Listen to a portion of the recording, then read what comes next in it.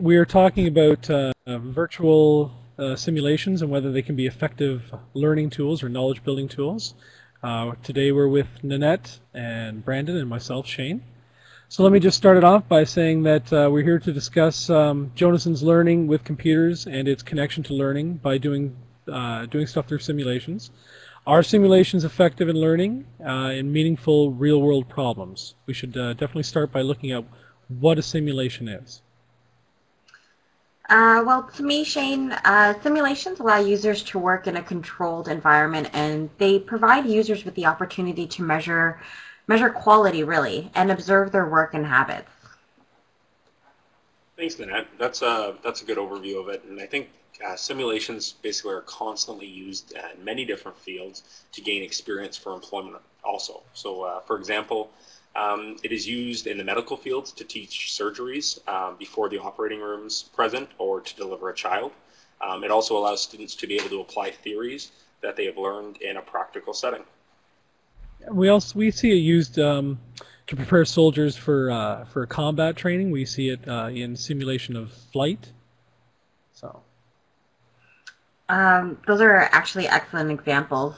And there was a lot of research done regarding simulations and a lot of assumptions as to the effectiveness of it.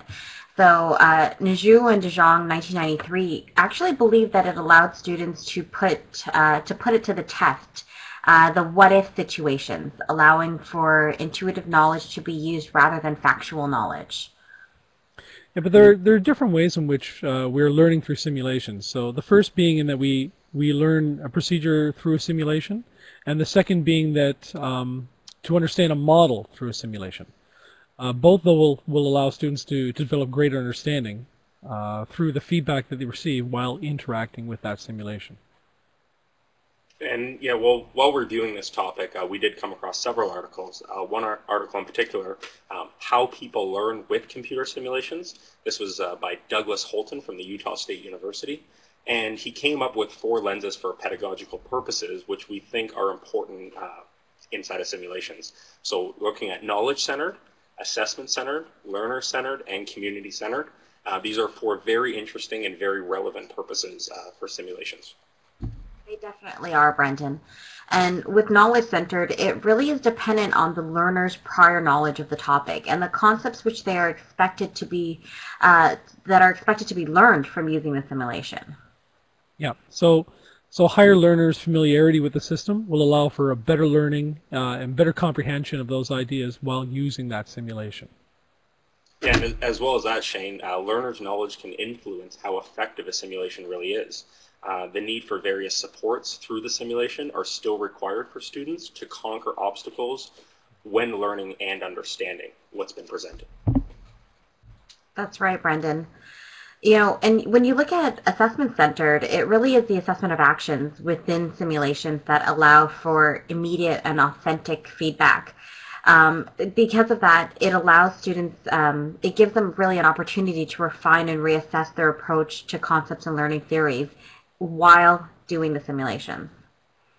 That's right. So students who are able to keep track of their performance through that simulation.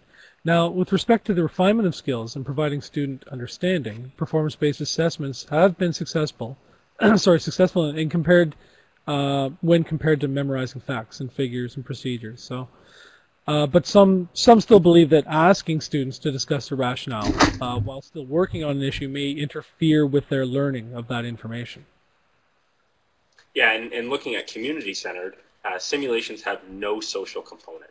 So they are effective for generating shared experiences or a focal point for group discussions, but they don't really allow for the group interaction. So if groups are forced to observe someone else manipulating a simulation, they often become distracted or less engaged in what's in front of them. So.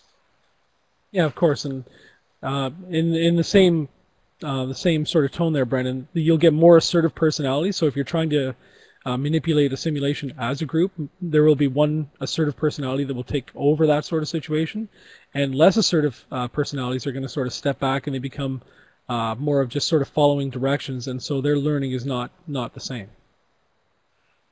That's right. And, you know, partners with differing hypotheses were expected to come to a better understanding. But a lot of times it's not the case. Shared experience does not create shared or common understandings of the same situation. Yeah, so from a learner's standpoint in that, simulation has been proven to be successful um, as it's progressing, has gotten more enjoyable, engaging for students. Simulations are definitely on the rise, though. So when we look at the experiences and see how they relate to positive outcomes or how they enhance knowledge. So basically, students realize the potential of a simulation as a source of constructive feedback that enables them to take more responsibility for their learning. And if you look at the positive results of workplace-related simulations, the biggest thing developers and the institutions when using simulation training need to be aware of is how to assess students who misunderstand or don't understand at all. Yeah, and I think that's a big part of the process, Nanette. And basically, the simulation process is learning through exploration, like we've been talking about, and being able to relate that real-world knowledge into the virtual reality and vice versa. So when you have virtual control, you can relate better to problem-solving skills because of the constant personal management you have over the simulation. When inside a simulation, though, you are in control of the time and any adherent constraints that were presented to you, as well as following forms of communication or coordination if, in fact, you're working with others. And Shane, did you have an example of something on campus there? Yeah, so there is a simulation being used right now at even the Whitby campus at Durham College. There's a crane instructor's course, and so a crane operator's course, I should say, and they have a crane simulator. You can look it down at the images down below. There's a gentleman using one of them. And in talking to the instructor for the course, Kevin Keys, and he said that there's no chance that a student even gets near a real crane because of the dangers and that are inherently involved until they've mastered the simulation. And from an operator's perspective, it is no different other than how you can perceive the world. You can't look left and right is basically all it is.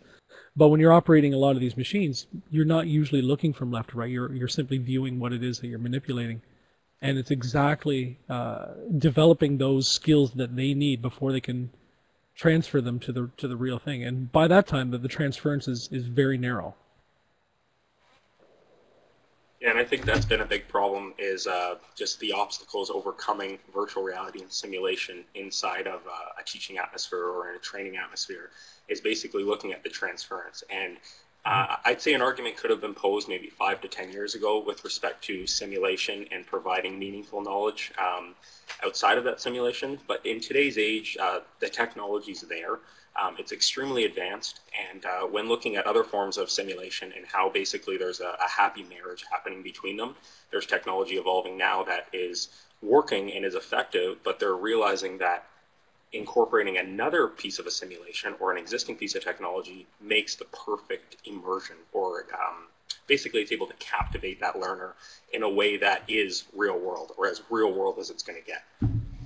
And Nanette, did you have some questions you wanted to leave us off with today? Yes, definitely. The first being, do you think that due to predetermined outcomes, simulations aren't very effective? And how do we know we are building meaningful knowledge out of the simulation? And lastly, what might one provide to help students develop a more casual understanding? So thanks for listening, and we look forward to having a discussion with you.